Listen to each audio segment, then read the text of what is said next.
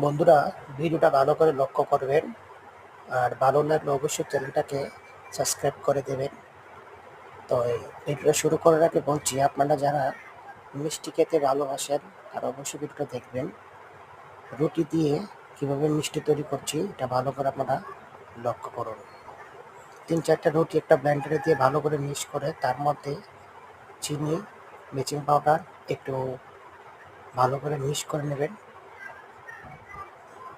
একটু সোডা দিয়ে দিবেন, দিয়ে ভালো করে একটু মিক্স করে মিষ্টি শেপ আকারে করে নেবেন, গোল গোল করে করে নেবেন।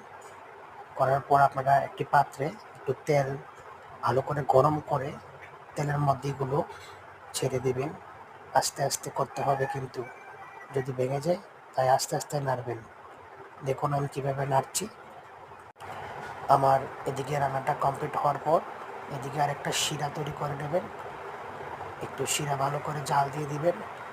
জাল দেওয়ার পর এখানে আপনারা এগুলো ছেড়ে দিবেন, কিছুক্ষণ রেখে দিন, তারপর খেয়ে দেখুন কি মজা।